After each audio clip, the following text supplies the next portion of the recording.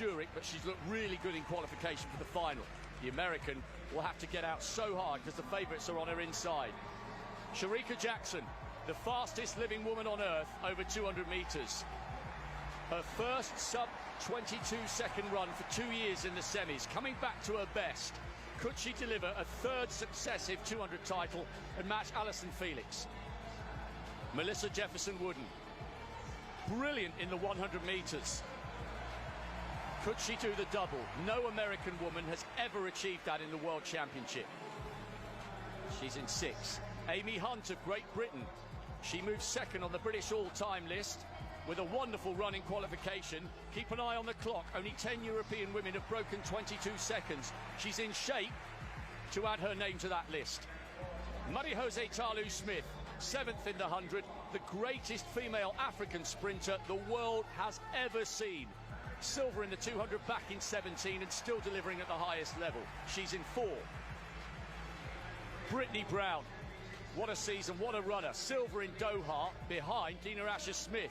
Bronze last year in Paris. She won the Diamond League final and with it came a place at the World Championship. Mackenzie Long, 5th in the trials, benefited not only from Gabby Thomas pulling out, but Brittany taking that wild card and tied for the second non-automatic spot with the woman on her inside, so she makes it here by thousandths of a second. Your heart goes out to Antonique Strawn. She pulled her hamstring as she crossed the line and she's gamely here, ready to try and do the business. She did brilliantly to qualify. I really hope the hamstring holds up for the hugely likeable Bahamian on the inside. Strawn Bahamas in 1. Long USA in 2, Brown USA 3, Talu-Smith, Ivory Coast 4, Amy Hunt, Great Britain 5, Jefferson-Wooden USA 6, Jackson, Jamaica 7, Battle USA 8, Asher-Smith, Great Britain in 9. Jackson bidding for a hat-trick of world titles. Jefferson-Wooden bidding to take a step into the unknown, as no American woman has ever done the 1-2 double in the same World Championship. It may well take one of the fastest times in history to win this title. It's a mouth-watering climax to an incredible night in Tokyo. It's the final of the women's 200 metres.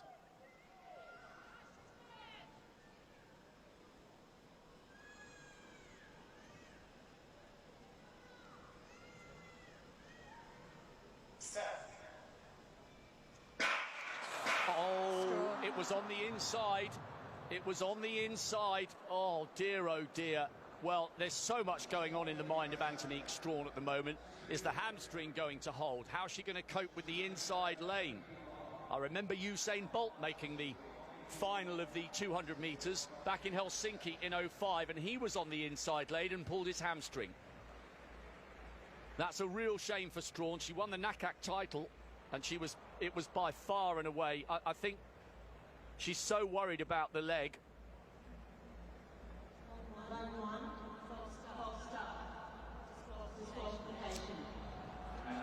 Well, your heart has to go out to Antonique Strawn. Perhaps she's going to ask if she can run under protest. She's asking to see it. To be honest, Hannah, I'm surprised that she's on the start line, because she was in agony after she crossed the line in a non-automatic spot. She was in agony driving out of the blocks there. It wasn't even a full drive as well. She could not put all the force through that left leg, and the strapping is quite something there with Antonique Strawn. And she did that. She earned the spot in this final. She deserved to have a go if she wanted to. And sometimes athletes, they can't always see the logical solution in front of them, and Strawn, unfortunately, just not able to even stay in her blocks here in this final. Long USA 2, Brown USA 3, Talu-Smith, Ivory Coast 4, Hunt, Great Britain 5. It's one of the fastest times we've ever seen, rounded down to 68.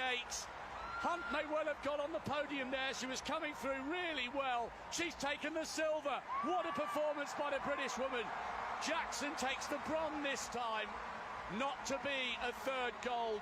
Tonight belonged to Jefferson-Wooden. She put Jackson under pressure coming round the corner, and she was miles clear with 70 metres to go.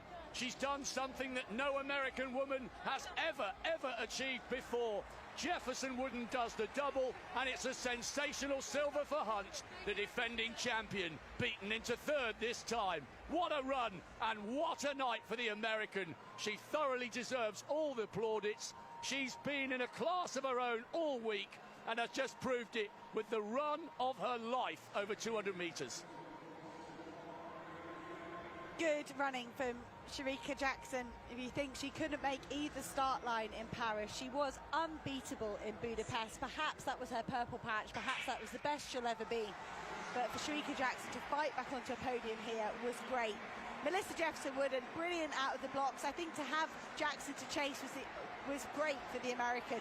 But here, swinging off the bend, we've said this all week, you've got to convert that bend into the straight, and Jefferson-Wooden has done that brilliantly. She's able to run away here, she's pushing, she's working hard, she wants the time.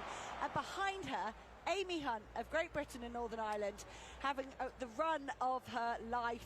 She wasn't under 22 seconds. It was slower than her own lifetime best, but she put together the best race of everybody else behind the American. Everyone else was tense, they were stressed, they were pushing. Amy Hunt just stuck to her plan and was rewarded with a silver medal. Melissa Jefferson-Wooden is a very, very special woman. When her dad needed a bone marrow donor, she did it. And I don't even think she told her coach, even when her form dipped. Hunt can't believe it. She's absolutely flying now that she's based in Italy. By far the best season of her career, and that is an incredible silver for her.